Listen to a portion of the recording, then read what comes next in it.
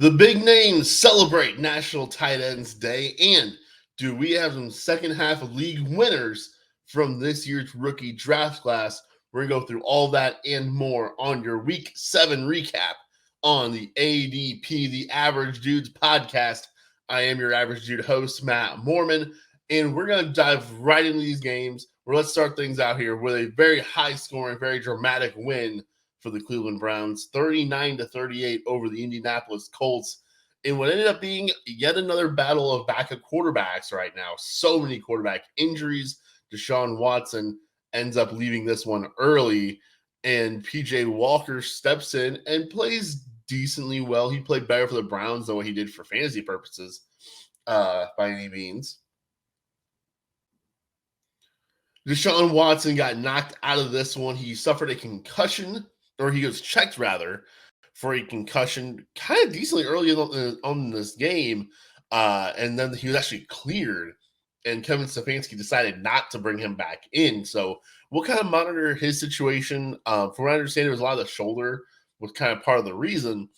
On the Brown side, though, Deshaun Watson leaves early. Jerome Ford comes through for you. He had that big, long touchdown run. He did also leave early in this one, though.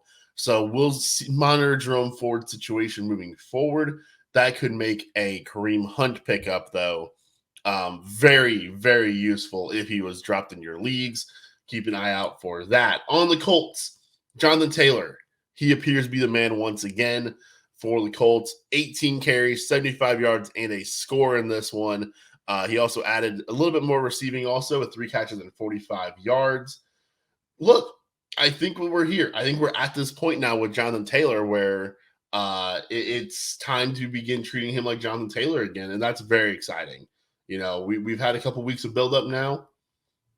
We're there. Jonathan Taylor right back to the top of the rankings, I think, starting next week. Anything else on the Colts side that was very interesting? Oh, Josh Downs. He had a nice big game, had a nice big play, got that touchdown in there. Mormann Cooper, again, I think as long as Watson's banged up, I just don't know how you can put these guys in your lineup. Obviously, going into this one, you thought you had Watson back, so maybe you did put Cooper back in your lineup. I just can't see myself playing, especially Elijah Moore, but even Amari Cooper, if it's not Deshaun Watson back there at quarterback. Michael Pittman, kind of a quieter one. He did have the long touchdown, but only 5 targets in this one, so just a bit disappointing in that you would like to have seen him been more involved overall. Let's go to the next game. The big surprise, I would say, of the day, the big upset, the New England Patriots get the win 29-25 over the Buffalo Bills. And I think just my first note here is that I've been somebody who's thought the New England Patriots defense was going to really crumble because of all these injuries they've had. You know, I think it's a well-built unit, but they've lost like 4 corners and their best pass rusher. I thought they were going to really fall apart, and they didn't. They really, I mean, the Bills ended up with 25 points. It took probably until about halfway through the fourth quarter for the Bills offense to really come alive, it felt like, in this one. So definitely still a unit to be concerned about if you have any fringe players, you know, like we probably should take it more seriously for the Gabe Davises, right, of the world. But this is where we kind of are going to talk about our first rookie of the day, Dalton Kincaid, a guy who I was very much down on in draft season. And part of my reasoning was you were not going to hold on to him for this long in the season, right? Like, I don't think there are a whole lot of teams out there who drafted Dalton Kincaid, have held on to him until week 7 now, and will reap the rewards of that draft pick. And even if you did, you probably haven't been happy for 7 weeks. Now maybe things are starting to turn around. 8 targets, 8 catches in this one, 75 yards. Very good to see. Dawson Knox could have had a touchdown, but came back on an offensive penalty. That was unfortunate. But Stephon Diggs comes through once again for you. Gabe Davis does not. These games are going to happen with Gabe Davis. You know, you're going to put him in that flex spot. If he catches a deep touchdown, then yay. If he doesn't, then boo. Today was a boo. I'm starting to buy into Kendrick Bourne just a little bit more. He continues to kind of be a bit of a target hog in this offense for New England. And I think that, you know, as we get into more and more bye weeks and injuries rack up, I think Kendrick Bourne belongs in a Gabe Davis sort of slot. You know, you can put him in that flex spot and hope you get something out of him. I think that's okay at this point. Ramondre Stevenson, on the other hand, got a hard time putting him in my lineup, I feel like, at this point. Hopefully you've got better running backs. You may not. But only 9 carries for 34 yards in this one. He did catch 6 passes, so the receiving really bailing him out in PPR leagues this week. Definitely, if you're in PPR and you can try to sell based on a nice number there with those catches, I would definitely be trying to do that. Ezekiel Elliott steals another touchdown. Unfortunately, I don't really think Zeke is just going to go away for this offense. I think Zeke is just a part of it, and these are going to happen. Anything else from this game? I do not believe so. So let's move on to the Washington Commanders versus the New York Giants. Sam Howell, the streamer, did not come through this week for those of you who needed him with 6 teams on bye. Tyrod Taylor, though, if you used him on the other side of this game, hey, he definitely did 2 touchdown passes in this one. Saquon Barkley, a nice big game. You love seeing that out of Saquon. He is right back and running. Brian Robinson, disappointing game, especially considering it's a low-scoring, close game. You would have liked to have seen him get up to that like 18 carry number, right? That we've seen him be able to get to in these sorts of games. Did not happen in this one. Terry McLaurin, I think, really does stand out as the one Washington Commander you can truly trust. I think B-Rob is kind of a RB2 option, more of a flex, but McLaurin is the one guy in this offense you can actually trust. It's not Curtis Samuel. It's not Sam Howell. It's not even Brian Robinson. It's just Terry. He is that level of player. And then, hey, Darren Waller, happy National Tight Ends Day, Darren Waller. He caught 7 passes for 98 yards and a touchdown in this one. Waller's been kind of an interesting one this season. I feel like he has been disappointing because so many people were really hyping him for this big breakout season. As you can see right here, if you're watching along, he's tight end 4 going into this game in half PPR. And then he just has this monster game. One big game like that probably moves him. Well, maybe not in the top 3, because top 3 now you've got like Laporta, Kelsey, and Andrews. So he'll probably stay at 4 if I had to guess. But it's just kind of interesting. I feel like a lot of people have been really disappointed by Darren Waller, and here he is, top 5 tight end. But it doesn't take much to be a top 5 tight end, as we know, right? I think he's in that mid-range. He is right where I think, I was expecting him to even be on the lower end of that mid-range, but he is right there in that mid-range among tight ends, and you can just keep on putting him in your lineup every single week. Next game is the Raiders falling to the Chicago Bears 30-12 in this one. And Tyson Bagent, he wasn't great, but he was good enough. I think they've designed the offense very well to not put him in situations to have to try to go make plays. They kind of let him do shorter stuff, high completion percentage. You see the 21 for 29, only 162 yards out of that, though. So he wasn't going downfield very much at all. I'll be interested to see what like his ADOT is whenever those numbers are a bit more finalized, and accessible. DJ Moore, 8 catches, 54 yards in this one. If you're in a PPR league or even a half, you're pretty happy with that, I think, given the circumstances. That's kind of why I was still in on DJ Moore. I talked about that during the Friday preview that I did, where sometimes backup quarterbacks really hone in on that number 1 wide receiver. He got 9 targets in this one. Darnell Mooney makes a bit of an appearance with 4 targets and 4 catches, but nobody else really getting much in the passing game for Chicago. I'm perfectly good with that. Just give it all to DJ Moore. That's wonderful. Deontay Foreman, one of the big games of the weekend. He had 3 touchdowns, a hat trick for Deontay Foreman. He got to work. He did leave this game early with injury. Let me quickly click on the sleeper thing and see if there's any update. There is not. It does not look like. Yeah, so we'll keep an eye on that one too. If he were to miss any time, then I would say Roschon Johnson should be good to go for next week. It'll be a couple weeks now since he had that concussion. Usually at that point, you're ready to return. So Roschon would be the beneficiary of Deontay Foreman missing time. On the Raiders side of things, backup QBs over here, both Aiden O'Connell and Brian Hoyer getting in on this one. Hoyer got the start. He was not good.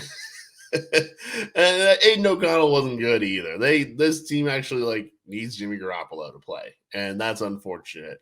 Josh Jacobs, I mean, look, when you're getting blown out by the Bears and they can sit there and just say, yeah, you've got backup quarterbacks, it's worse than our backup quarterback, so we're just going to load up that box. He had a hard day. Jacoby Myers came through for you. Devontae Adams, it was good to see him get those 12 targets back, right? It wasn't a great game, 7 catches, 52 yards, but it's good to see Davante Adams get the work again. Because it's been a couple weeks now. It's been a couple weeks, and at his age, in his quarterback situation, it was fair to get a little bit nervous about Davante Adams. Good to see him just get 12 targets in this one, 7 catches, 52 yards, or 57 yards rather, in this one for Davante Adams. Michael Mayer, quiet day after his nice game last week, but it's a rookie tight end. I wasn't really buying too much into it anyway. Hey, National Tight Ends Day. Happy National Tight Ends Day to Mark Andrews. The Ravens steamrolled the Detroit Lions so bad they got pulled off TV 38-6. Lamar Jackson, 4 touchdowns in total. Amazing, awesome game out of Lamar. Gus getting in on the action. Andrews was the man. The wide receivers, this was my one thing of note for the Ravens, is that when they're healthy, the offense is very much like spread out. There is no DJ Moore target hog, I feel like, with this Ravens offense. Odell actually leading the team with 7 targets in this game. Didn't do a whole lot with it, but then Zay and Andrews both had 6. But then like Bateman will get 3. And in this one, Nelson Aguilar got a touchdown. I feel like Nelson Aguilar usually gets a few more targets than just his 1 that he got this week. And so, just when the Ravens offense is cooking, they get a lot of mouths involved. Even if they're not all eating a lot, they're eating some into each other. And that's just not what you want if you're Zay Flowers fantasy manager, right? Like if you have Zay Flowers, you would like to see him get to like 8 targets, even 9 targets, because they are usually short area targets. And so you're just like a little bit more volume there. It's hard to take away too much from this game because it was such a blowout. But hey, it was great to see Jahmyr Gibbs getting mega involved. They were in complete catch-up mode. I mean, it was junk time by the time the third quarter was started, for sure. And so Gibbs getting 9 catches. Good to see him being involved. Jared Goff, stinky day. Amon-Ra St. Brown was awesome, though. Jameson Williams, 0 catches on his 6 targets. I watched, as much of this game as I could. And he just does not – his speed is impressive. I'm not sure anything else is impressive, though. And that's very much concerning for me with Jameson Williams. He is still getting his legs underneath him after returning, but, it feels like I've spent 2 years waiting still. And I don't know how much longer I'm willing to wait on Jameson Williams, quite frankly. Sam Laporta, though, he came through perfectly well, good enough for you as a tight end in this one. Next up is the Atlanta Falcons beating the Tampa Bay Buccaneers 16-13. Kind of a crazy finish for this one also. A couple crazy plays in this one with the Drake London flipping fumble at the goal line and then Desmond Ridder just like dropping the ball in the next play. Like, oh, Atlanta. But for our purposes, the big story of this one is Bijan Robinson. He apparently was ill. He was not feeling good. He was dressed. He tried to compete. Just couldn't really do it. Couldn't contribute. So unfortunately, we had really no indication going into this one, and you got a 1 carry for a 3-yard day out of Bijan Robinson.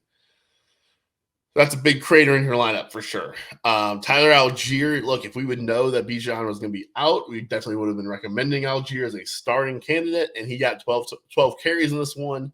He got over 100 total yards. Nice game out of Tyler Algier. Cordell Patterson getting involved in the action. I would imagine that was mostly just because Bijan wasn't playing, right? Like, I don't think this is going to be a 3-headed monster. I think that's mainly just Cordell's there's a depth guy. He played quite a bit in this one because of Bijan. Among the receivers, hey, Drake London, another, he's becoming more dependable, at least. It's not always going to be huge. Last week was huge. But at least he's getting targets, right? Like if you're on the YouTube channel, you can see right now I've got stats pulled up: 8, 6, 7, 9, and 12, and 7. Those are his targets every game since that week 1 target game. Very encouraging to see that out of Drake London. You can trust him. You can put him into your flex. You can put him in a wide receiver 2, and at least feel like he's getting some targets, even if it's not the greatest production in the world. At least he is going to be involved in the offense. Can't necessarily say the same about Kyle Pitts yet. 4 targets in this one. He did have one just amazing catch where he like went behind the back. He did like a finger roll kind of a deal from the NBA almost with the catch. It was awesome. Yeah, Kyle Pitts, though, 4 targets, 3 catches, 47 yards in this game.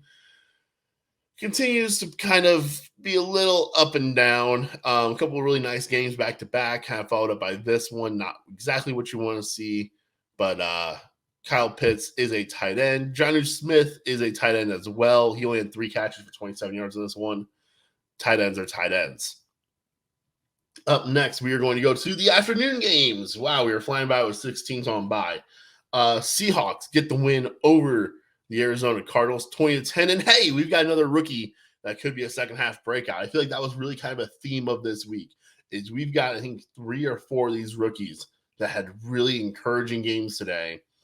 This one being a guy we've needed some encouragement from, that being the first wide receiver taken in the NFL draft, Jackson Smith-Njigba, late scratch for DK Metcalf. I didn't realize it was even really a possibility until it happened, but DK being out meant JSN was in, and he gets 7 targets in this game, 63 yards, and a touchdown for JSN. Jake Bobo just won't really go away. He's a really good blocker, apparently, and so he catches a touchdown also in this one. And from what I understand, he was still playing a lot in 2 wide receiver sets over JSN. Just very frustrating. I wish this guy would not do that and just kind of let JSN cook, but it is what it is. The one that I'm concerned about here is Tyler Lockett. He gets 4 catches in this one for only 38 yards in a game with no DK Metcalf. Lockett, it's been a while now that since he's really had a big game. I mean, he had 94 yards last week, but before that, you see 54, 34, 59, and 10.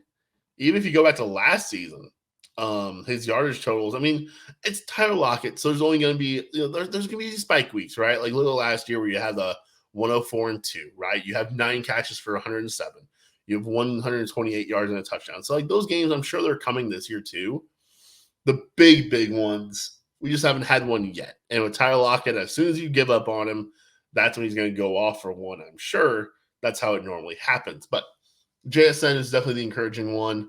There are a lot of leagues where he's been getting dropped, I feel.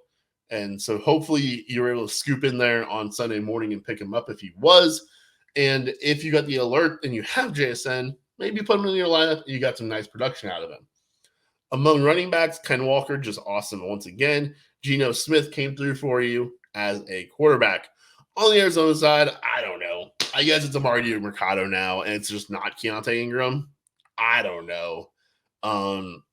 The nice part is it's not like the Rams where I feel like you want to be in on the backfield. Like you want in. We'll get to that Rams backfield. Or like the Baltimore Ravens, right? Like you want in on that backfield. You want to figure it out. I don't really even want the Arizona running back situation. So if it's going to be a mess, I may just not even bother with it. But Amari Mercado, he was the guy this week after doing nothing last week. Last week, Keontae Ingram was the guy who getting 10 carries, and Damian Williams was in here getting a bunch of carries. This week it was Amari Mercado. 2 weeks ago, he was the guy who really stepped in. James Conner got injured. Then he had nothing last week. Now he got it all this week. So I don't know. It's a hard situation to figure out, and it's a low production situation to try to figure out. It may not even be worth the effort or any resources you have to pour in to the Arizona Cardinals backfield. Hollywood Brown, bit of a disappointing game in this one. Michael Wilson still hanging around a little bit as a wide receiver. I think with Kyler looming to return soon, that's going to give those guys a boost in the near future.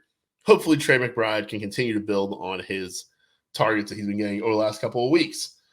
Next game, the Packers falling to the Denver Broncos, 17-19. Sorry, Tanner. Actually, I had in my notes a score from before the final. I was going to say the Packers won. Unfortunately, they did not. In this game, the Denver Broncos, I think only Javonte and Sutton are the must roster players on the Broncos. Like, I'm okay dropping Jaleel McLaughlin at this point. I'm okay dropping Samaje Perine. If you want to hold on to one of those 2 guys as a handcuff, you can. But if you get yourself into a pickle or if there's other guys on the waivers that we're going to talk about maybe tomorrow, I'm okay dropping both those guys for them. And even Jerry Jeudy, I do not want to drop Jerry Jeudy, but I am willing to.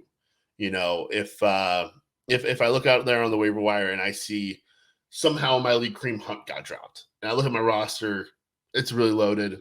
I've got Jerry Jeudy though. I'd be willing to drop Jeudy to make that switch. But yeah, I think only Javonte and Sutton are the only two Broncos I can trust with any amount right now. Aaron Jones making his return from injury doesn't do much in this one. AJ Dillon gets 15 carries and 61 yards. Personally, I think even starting as soon as next week, Aaron Jones is probably the guy to have. Oh my goodness, excuse me. Holy cow, what's going on? I am struggling at the moment. This is what can happen, folks. Behind the scenes of the ADP, when you do a solo show you're talking for 20 minutes straight, at some point you need a drink of water. You need the hydration. You need to keep that throat going, keep that throat clear. And I just ran into that situation. Much like how Aaron Jones ran into the situation of returning from injury and not getting a full workload. I think Aaron Jones will be very useful moving forward, kind of as a mid-range RB2 option. As soon as next week, he is a player who I plan on sending some trade offers for during the week this week. I think that's really it for this game. Like, Jordan Love came through as a streamer. Russ, to a lesser extent, was fine as a streamer among quarterbacks. Luke Musgrave did suffer an injury in this one, so that was unfortunate. Knock on wood, I think this was kind of a decently good week among injuries. I can't really think of many. I mean, you had Bijan get sick. I think, Deshaun got hurt. That's kind of it, I think. Well, and DK didn't play. Yeah, I think that's kind of it as far as like big name injury guys. That's good to see. That's a nice change of pace because that's been a real issue this season. Have been injuries, as they are every year. I feel like. Let's go on over here to the Pittsburgh Steelers and the wow, where'd that come from? Maybe he's gonna wear my blue shirt. I almost said St. Louis Rams, L.A. Rams, and let's sort out this Rams running back situation. So Zach Evans was the guy that I think a lot of us want it to be in this backfield. As the week got on, I became more and more trepidatious about Zach Evans as they basically made a flurry of moves to bring in veteran running backs to add depth to their backfield. I think my issue really became just kind of the idea of trying to buy into a 6th-round rookie who was inactive for so many weeks and thinking that all of a sudden they're going to give him this big workload. Like, that just is incredibly rare to have that really play out like that, despite how much maybe we want it to play out like that. And so actually in one league, I made a kind of desperation trade on Friday just to get Zach Evans out of my lineup. I traded for Jerome Ford, which turned out pretty good. But Darrell Henderson leads the way here, 18 carries for 61 yards and a touchdown. Royce Freeman, 12 carries and 66 yards. If you saw on Twitter or X that we posted, Royce Freeman was kind of my horse in the race. Tanner was kind of behind Darrell Henderson. We had no idea, though, to be quite frankly with you. No one knew how this lineup or how this backfield was going to shake out. Henderson was the guy this week. Will Henderson be the guy next week? I don't know. You don't know. They don't even know. I think it's best to bet on Henderson after just seeing it for a game. I was just very nervous about it because, this is a guy who this coaching staff refused to cut Cam Akers, but they cut Darrell Henderson, right? And then he was a free agent and signs during week 7 of the NFL season and just steps into a big role. I just that whole thing just feels so unlikely, but here we are. And it's kind of how it played out. So yeah, Darrell Henderson's probably going to be the top waiver wire pickup this week. And he could go full Amari DiMercado on you.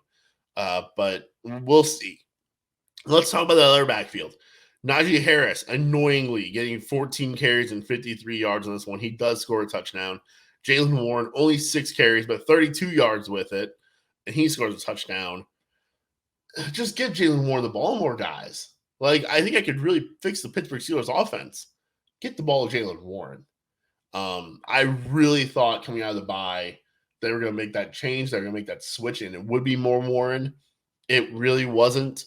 He bailed me out with a touchdown, so at least he didn't kill me, but very disappointing to see that for sure. Among the wide receivers, it's good to see Deontay Johnson back, and he gets 5 catches on 6 targets. Interesting to me here is that Deontay's back. George Pickens, though, was still functioning as the one, functioning as the first look, and he got 8 targets, 107 catches in this one. I find that interesting because that's really never been the case before when both of these two guys were on the field at the same time. Anything else from this game? Oh, yeah, Cooper Kupp. A rare, smelly Cooper Kupp game. He did get 7 targets, only 2 catches and 29 yards in this one.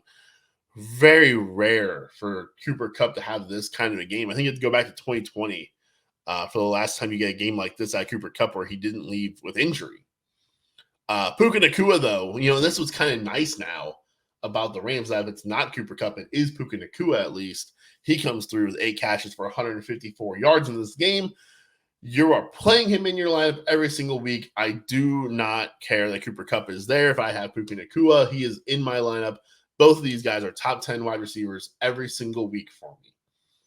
All right, next game. The Chargers fall to the Chiefs 17-31. Patrick Mahomes just went out there and said, hey, Lamar Jackson, I want to be QB1 this week in fantasy, so I'm going to score 4 touchdowns also.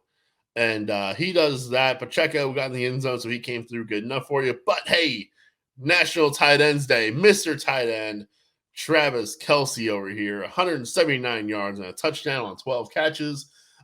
Just a monster game out of Travis Kelce. Good to see that, as always, from him. And then among the receivers, I continue to bang the drum for Rashee Rice, man. 5 catches on 6 targets, 60 yards and a touchdown.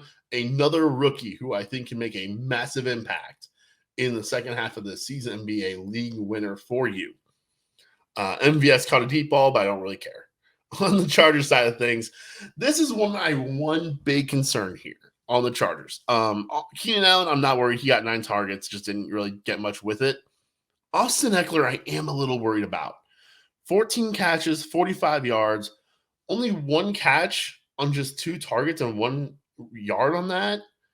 And just watching him, he doesn't look right to me. He does not look like he was all there from that ankle injury. And I know he was kind of gimping around at one point mid-game. I'm very concerned about Austin Eckler. You're probably stuck with him. You probably took him first or second overall. There's not much you can do about it. But I'm just very concerned about him delivering on that level of production moving forward.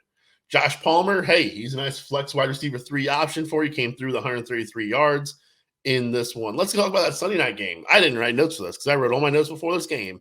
So we're just going to take a quick look at the box score. I watched the game, though, so I kind of have a bit of an idea as to what happened. The Dolphins really struggled running the ball, for sure. Raheem Mostert puts up a dud in this one. Jeff Wilson just not quite getting the work yet. We expected that for a week, though. Tyreek Hill, he definitely came through for you. Jalen Waddle, he had a bit of a back problem mid-game also. Jalen Waddle did. Now, he did catch all of his 6 targets for 63 yards, so he came through enough for you. But that back injury is something to keep an eye on with him. And the young twos in this game, both Waddle and Devonta Smith, did a bit of a disappointing game. A.J. Brown continues to be an absolute monster. DeAndre Swift, okay, so he ended up with 15 carries and 62 yards. I was going to say, watching the game, I felt like DeAndre Swift was not as involved. I do feel like there was a lot of Gainwell in this one. I'll be curious to see the snap counts on those. As Gainwell did get the short yardage touchdown, an awesome little spin move from him just to stay upright and get into the end zone in this one. And one more final happy National Tight Ends Day to Mr. Dallas Goedert. He catches 5 passes, 77 yards, and a touchdown for him as well. Bit of a smelly game for our boy Tua. A really nice game, though, out of Jalen Hurts. So that will do it for us here on Week 7 recap. Hey, hopefully you have all these national tight end guys that had big games. Maybe you're streaming and didn't quite have the greatest luck in the world, but there is always Monday Night Football still yet to come to potentially save your matchup and get you that dub. So hopefully Christian McCaffrey goes out there and scores 45 points and gets me a win this week in my home league. That'll do it for us, guys, though. Be sure to follow along on the Twitter podcast platforms, on Apple Podcasts, on Spotify. Be sure to subscribe on YouTube. Be sure to follow us on Twitter at ADP Dudes. And we will see you guys. I will come back to you tomorrow with a waiver wire show and tell you who to pick up so you can win again next week.